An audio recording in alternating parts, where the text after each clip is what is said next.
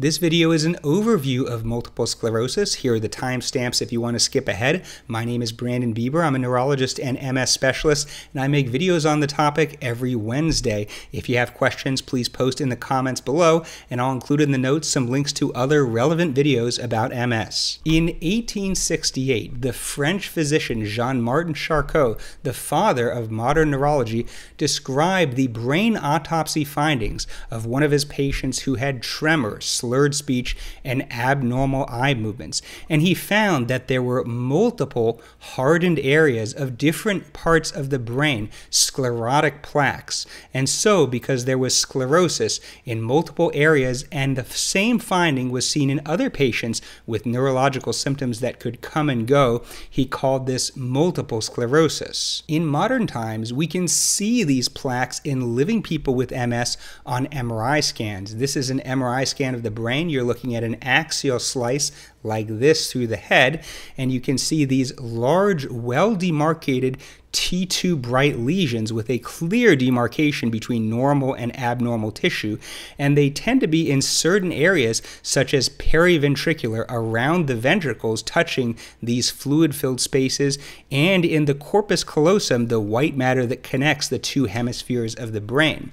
We can see if a plaque is active when gadolinium contrast dye is given. There's a breakdown of the blood-brain barrier, and the dye extravasates into the brain, causing enhancement and again indicating an active or new lesion, and this often occurs for about 1 month after a lesion forms. We can also see the same lesions in the spinal cord. We're looking at sagittal images through the cervical spine like this. This is the brain up here. These are the vertebrae and the discs in between.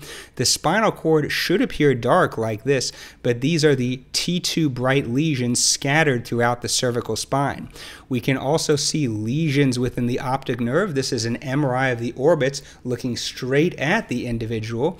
This is the brain. This is the normal left optic nerve, but the right optic nerve is T2 bright, indicating inflammation or optic neuritis, which could cause vision loss and pain in the right eye. The image you're looking at is from a research study where a stable individual with MS had an MRI scan every 2 weeks for 1 year, and the images are superimposed on top of one another so you can see the lesions coming and going. And it's amazing how active multiple sclerosis can be physiologically even if there are no symptoms. You can also see large lesions can spontaneously regress and shrink almost to nothing, which is why symptoms can sometimes dramatically improve after an attack. The symptoms of MS can show up in different ways. Younger people with MS are more likely to have relapsing MS. A relapse in multiple sclerosis is a subacute onset of symptoms, usually over several days, which may then peak and then improve spontaneously with or without treatment, and the improvement can be complete or incomplete, leaving people with some long-term neurological problems. You may also hear the term attack, flare, and exacerbation. These terms all mean the same thing, which is a relatively rapid accumulation of neurological problems due to new inflammation in the nervous system. Some common attacks would be optic neuritis, causing pain and vision loss in one eye, transverse myelitis, or inflammation of the spine, which can cause numbness and weakness of the limbs, sometimes just the legs, sometimes the arms and legs, sometimes just one side of the body. Some other common symptoms would be imbalance, double vision, and vertigo, and there are some rarer attacks such as hearing loss or even memory and personality changes. The other way that people can get worse with multiple sclerosis is the term progression. This refers to a slow, gradual change in symptoms. For example, someone might say, a few years ago I could walk a few miles, but then last year I could really only walk 1 mile, and now I can barely walk a few blocks before I get tired and my legs start dragging. They can't say exactly when it happened, but it's just gradual over time. Older people are more likely to have progressive MS, but there's increasing evidence that even young people with a very low amount of disability can have some amount of unrecognized progression. And the progression can be relatively slow, but sometimes a little bit more rapid. And when people have more disability, they're more likely to notice subtle changes. Different subtypes of multiple sclerosis have been described as shown in these graphs. Although it's well known that MS is all one disease, there's very strong evidence that these are not separate diseases, and relapses and progression can occur simultaneously. Now, if you look at these graphs, the y-axis refers to increasing disability, and the x-axis is time. So if you look at the second graph, this shows what's known as relapsing remitting multiple sclerosis, what's most common in younger people newly diagnosed with MS. And so the flat line suggests stability, followed by a spike of increasing disability, or a relapse or flare exacerbation attack. And then there may be improvement, and then people are in remission, although you can see the disability is still above baseline, so remission is a little bit of a misnomer, as people may have significant symptoms during remission, followed by a subsequent attack at an unpredictable time. Sometimes relapsing MS can be extremely mild. You can see the top graph shows benign MS, where people have periodic attacks, but they may not accumulate significant disability. Indeed, I have patients in their 60s and 70s who have had MS for many decades but have minimal problems. There are even reports of autopsies of people who had no symptoms during their lifetime, but they have clear findings of multiple sclerosis after death. However, some people with benign MS can develop significant problems later in life. Now, some people with relapsing MS, as they get older, they may stop having relapses and slowly worsen, as shown in this slowly up-tilting graph of increasing disability. And this is called secondary progressive MS. Secondary because the first form of MS was relapsing MS, followed by progressive MS. And in this final graph, some people really have had no relapses and just slowly worsen over time, known as primary progressive MS, because the first form of MS is progressive. Regardless of the subtype of MS, it turns out the injury is occurring in very specific areas of the nervous system.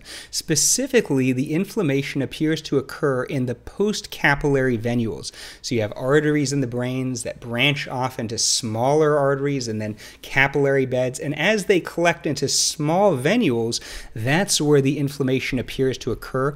This is an MRI scan of a 30-year-old woman with MS, and you can see a flow void within the lesions indicating a central vein. This is also present on autopsy studies. I should also note that diagnosing MS is harder than you might think, as a very significant percentage of people in the general population will have some T2 bright changes in the subcortical white matter. For instance, this MRI on the bottom shows very typical changes associated with MS, but these three images on top show fluffy, indistinct subcortical white matter lesions not in specific areas associated with MS, such as the brainstem, corpus callosum, or periventricular or juxtacortical areas.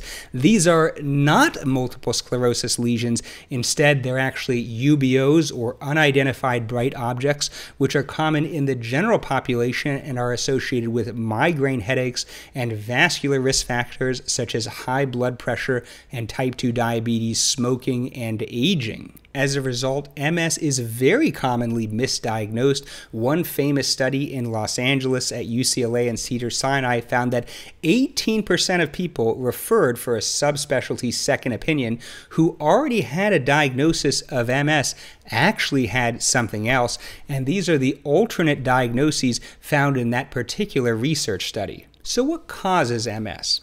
Well, there's a lot of evidence that it's caused by the immune system. The immune system, which normally attacks viruses, bacteria, and fungi, is confused and deranged and attacking your own nervous system.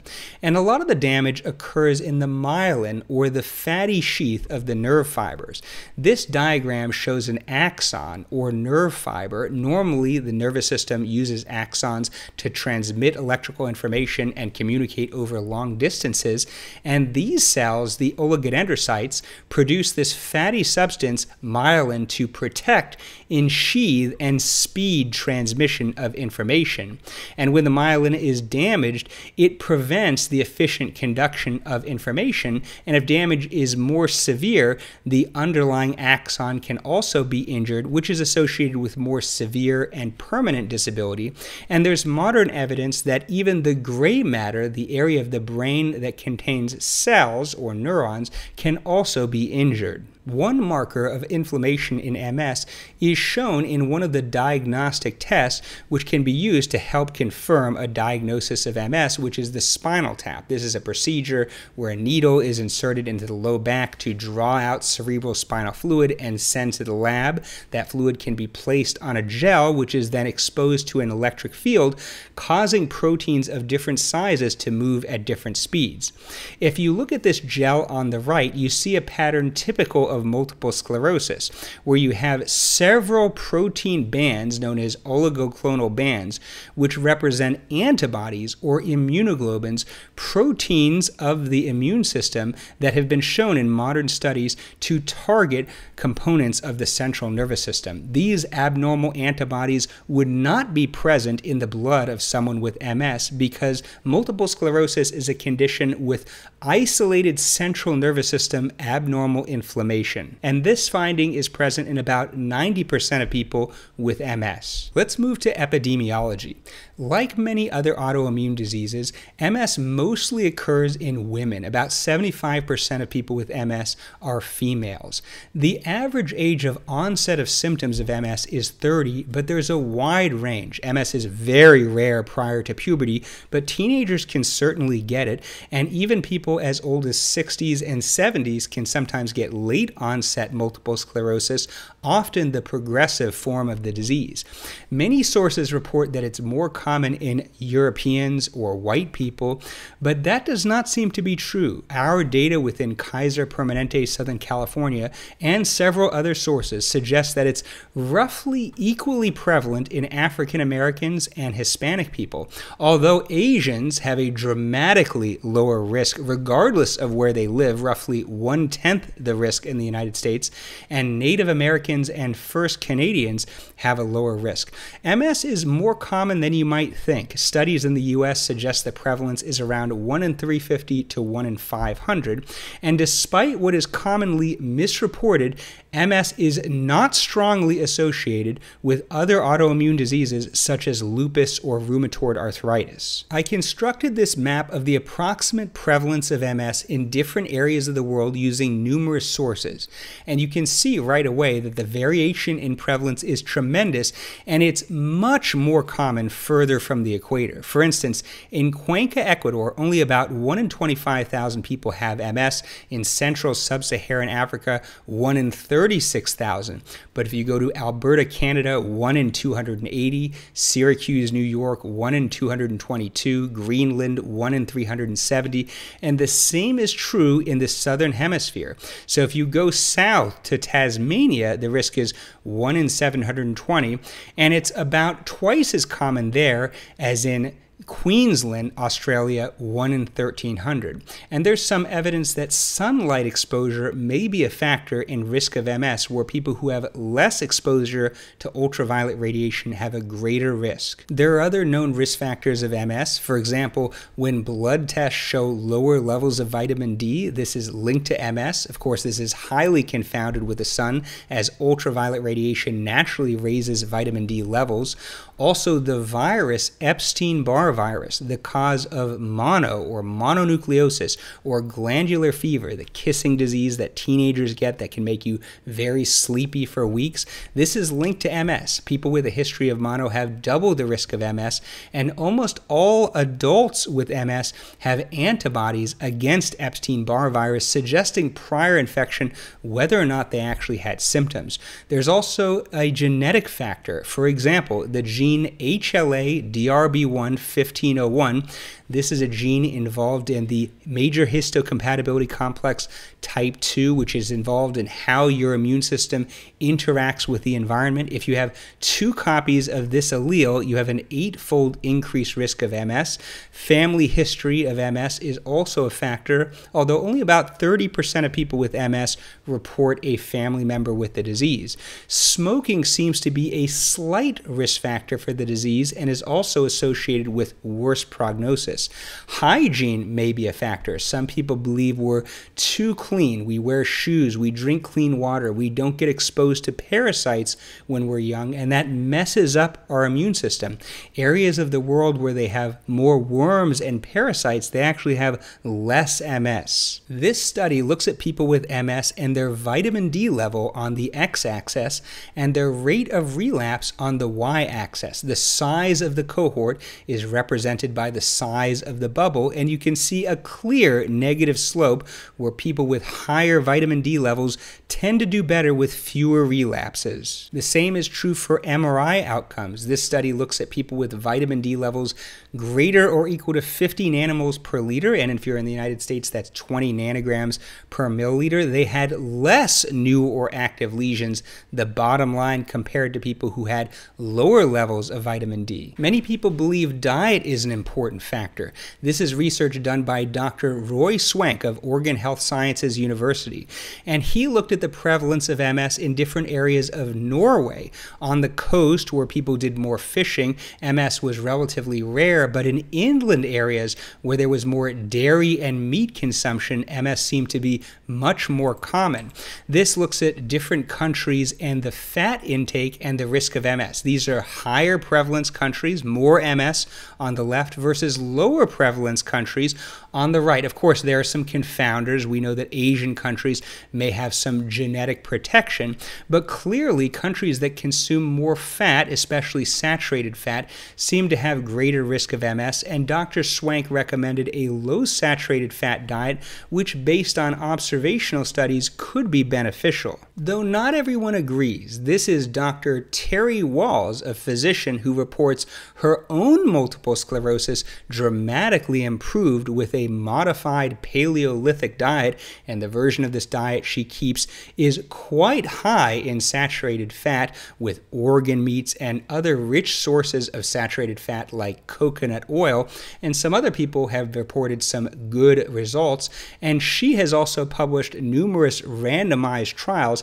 some of which look quite promising. However, the scientific consensus would be that there's no single proven best diet for multiple sclerosis, but it may be a significant factor. This study in the United States military on Epstein-Barr virus got a ton of attention. It showed that adults who have antibodies against Epstein-Barr virus versus those who don't, suggesting they've previously been infected, have a roughly 30-fold greater risk of getting the disease. In fact, the risk of MS is extremely low in people who test negative for these antibodies. However, an immunotherapeutic, ATA188, being developed by Atara Biotherapeutics, which attacks Epstein-Barr virus, was not effective in a randomized trial in progressive MS. More research on potential anti-Epstein-Barr virus therapies for MS are still ongoing. This chart shows the risk of MS in people who have a relative with the disease, compiled from various sources. If you have an identical twin with multiple sclerosis, your risk is very high, around 25%. For fraternal twins who are not your identical twin, the risk is around 2 to 5%. The female child of someone with MS has about a 3% risk. The male child of someone with MS has around a 1% risk, just because men are less likely to get the disease in general. For second-degree relatives like nieces and nephews and half-siblings, the risk is pretty low, around 1%, and for cousins and more distant relatives, the risk is not much higher than the general population. Even if people with MS are not having an active relapse or progression of the disease, they may have ongoing symptoms that may or may not be associated with a specific lesion within the nervous system. For example, neurogenic bladder or bladder dysfunction due to neurological disease is common. People may have bladder hesitancy, it's hard to urinate, or frequency, they may go very often. Some people can have layer meets phenomenon. This is when flexion of the neck causes as tingling down the spine, which could also radiate into the limbs. It's associated with lesions in the cervical spine.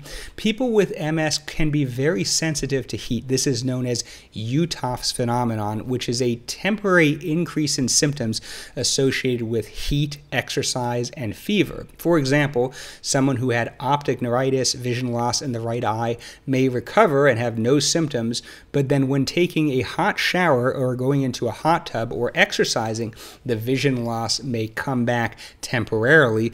No new damage is occurring in the central nervous system. It's just that it's difficult to get information through that damaged optic nerve as the body temperature heats up. This can also occur in the setting of illness and fever.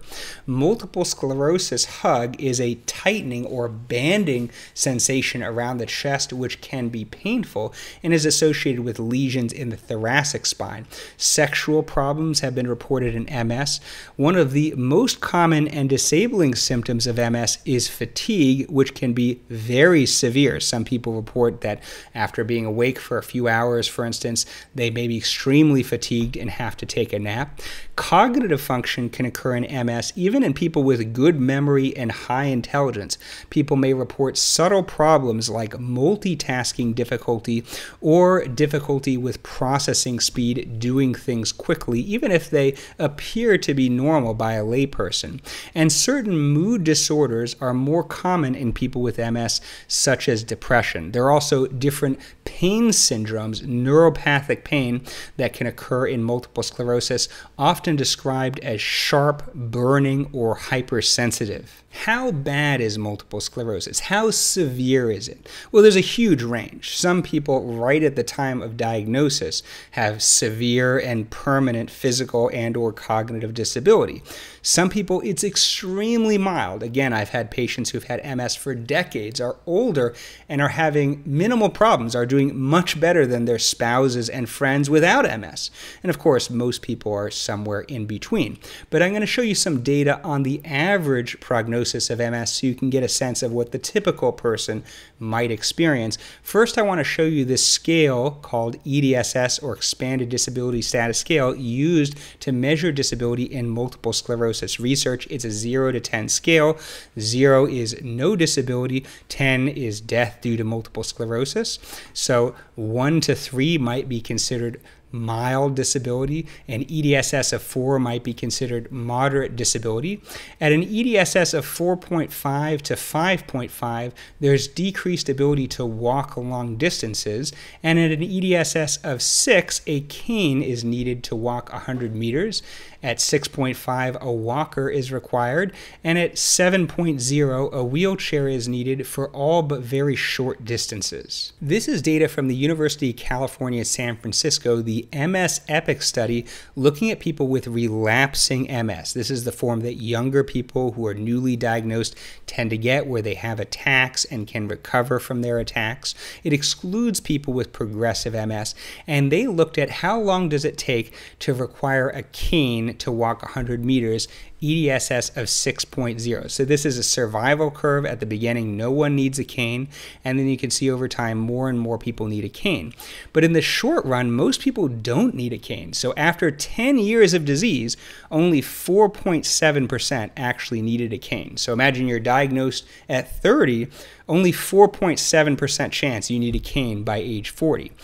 After 20 years, 16.2% risk, although after very long periods of time, you can see after 40 years, a little over half do need a cane, though they certainly may be walking even long distances. This is data from the same group on progressive multiple sclerosis, and they just looked at whether people were improving or staying the same or getting worse. And they divided people into their current level of disability. So for people with progressive MS with low disability, EDSS of 1.5 to 2.5, they were all declining. Otherwise, it's hard to say that they even had progressive MS. But for people with an EDSS of 3 or more, so moderate or greater disability, Most worsened over time, but a healthy majority, you can see this light gray, were either stable or getting better. So not everyone with progressive MS is progressing all the time. This other study from a different group looks at the risk of needing a wheelchair, reaching EDSS of greater or equal to 7. They divided people into primary progressive MS and secondary progressive MS, but you can see the data are about the same. And so you can see they looked at what age do people need a wheelchair. Well, by age 50, the majority did not, maybe around 12.5%. By age 60, it was around 25%, but by 70 to 75, about half of people needed a wheelchair to get around. But the good news is that MS seems to be getting a little bit milder, at least on the average.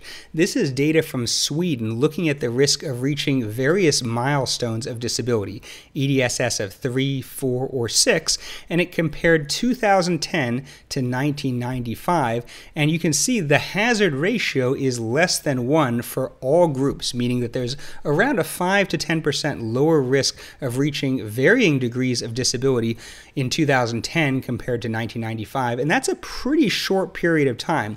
We don't know if this is because medications are getting better, or maybe we're better at diagnosing people with milder MS, but the future is looking bright. How do we treat multiple sclerosis? Well, there are different aspects of treatment.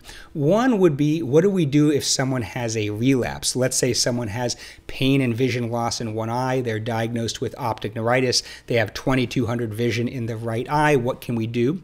Well, the standard treatment is high-dose steroids, such as methylprednisolone, 1,000 milligrams intravenously daily for 3 to 5 days. An alternative is oral prednisone, 1,250 milligrams daily for 3 to 5 days. Steroids irritate the stomach, can even cause ulcers, so it's needed to give gastrointestinal prophylaxis, acid-blocking medications such as Prilosec at the same time. People with very severe relapses, there's a backup treatment called plasmapheresis, which is a filtering treatment of the blood.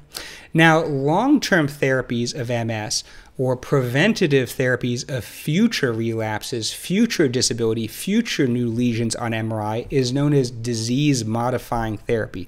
This is the mainstay of medical MS treatment, and it's entirely preventative to prevent people from getting worse. Certainly, people can improve with MS, but the name of the game is preventing inflammation-related neurological disability, and there are various different treatments, as I'll show in a moment, kind of like taking an aspirin to prevent a heart attack. And of course, even if people are stable, they may still have symptoms, pain and fatigue, so there are various treatments to address the symptoms of multiple sclerosis, even though those treatments may not modify the underlying disease. A detailed discussion of individual disease-modifying therapies is beyond the scope of this particular video, but please feel free to search some of my other videos for that information. Disease-modifying therapies can be broken down based on how they're given. A lot of the older medications are injectables, self-injectable medications given once a week or every other day or daily. These medications tend to be not as effective, but tend to be quite safe with a low risk of weakening the immune system, not strongly associated with infections. There are pills for multiple sclerosis, and some of the stronger medications tend to be infusion-based therapies given through the IV. Unfortunately, there's a correlation where the stronger, more effective agents tend to have a greater risk of weakening the immune system and causing infections, so there's no perfect drug for MS. This is a list of different disease-modifying therapies and their approximate efficacy. I made this list using different head-to-head trials, and some of it is personal opinion. This only considers effectiveness of the medicine. It does not consider safety, convenience, costs, risk of infections, anything like that. And of course, this would be hotly debated. Talk to your own provider. Some people believe that hematopoietic stem cell transplant is the most effective disease-modifying therapy. This is not a single treatment, but a group of treatments where chemotherapy is given to wipe out the immune system. Despite the common misconception, it is not a stem cell treatment, and the entire efficacy of the treatment is based on the conditioning regimen or group of drugs given. But in some people, though the side effects can be severe, it can lead to long-term stability. In some areas of the world, MS treatments are not readily available, but the World Health Organization added 3 multiple sclerosis medications to its list of essential medicines: glatiramer acetate, rituximab, and cladribine, and hopefully these treatments will become more available to people in developing countries. These are some of the treatments of common unpleasant symptoms of MS. For example, for fatigue, B12 shots can be effective. There are different studies on diet and multiple sclerosis fatigue. For example, a study at Oregon Health Sciences University found that a whole foods, plant-based vegan diet is effective in treating MS fatigue. Another study on the paleo diet by Dr. Terry Walls showed it's helpful for fatigue. A drug, naltrexone, given at a low dose may be beneficial, and stronger stimulants, which can be used for other conditions like ADHD, Ritalin, Adderall, Provigil, can be effective. Neurogenic bladder can be treated with Sanctura, which blocks bladder spasms, and other drugs, and Botox injections to the bladder can be effective. For people with nerve pain, the burning, sharpness, sensitivity, there are different treatments, some conservative options: alpha-lipoic acid, 600 milligrams twice daily, or acupuncture, and some pharmaceuticals such as gabapentin, nortriptyline, many others. For muscle spasms and stiffness, drugs can be effective, like baclofen, though they can be sedating. If it's in a certain area, Botox injections to that area can work, and medical marijuana has also been used, roughly 1-to-1 formulation of CBD to THC in different formulations. For slow walking, there's a specific drug, Ampera dalfampridine, that can be effective in some people, though it does come with a risk of causing seizures if you overdose on it. There's a lot of ongoing research in MS and will likely have better treatments in the future. For example, a class of medications called the Bruton's tyrosine kinase inhibitors, tolobrutinib, fenebrutinib. These drugs may be safer than some of our immunosuppressants, and they could be effective, especially for people with progressive MS. There are ongoing phase 3 trials, and they may be available to people with MS relatively soon. What about using stem cells to regenerate nerve tissue? Not hematopoietic stem cell transplant, the chemotherapy-based treatment, but true regenerative medicine. There's some early ongoing studies, nothing definitively proven yet. What about lifestyle in MS? Will we ever have a proven diet in MS? Could it be dramatically effective? There's actually a lot of ongoing research on that topic. Medicines can be effective, but sometimes they're not available to everyone, and they can be cost prohibitive, but there are more and more generic and biosimilar medications that can make treatment available to everyone. There's also some interesting research on nanoparticles, which are micro machines which could potentially enter the central nervous system and carry out highly specific actions. And also, not listed here, could treatment of Epstein-Barr virus prevent multiple sclerosis? Could early vaccination against Epstein-Barr virus even eradicate multiple sclerosis? Some people believe that's a possibility. A few miscellaneous topics. Generally speaking, vaccines are safe in multiple sclerosis. This is very well studied, actually. People have done some great observational studies on various vaccines.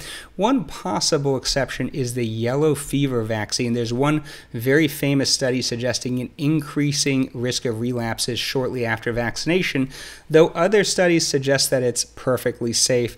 I'm not certain about that one.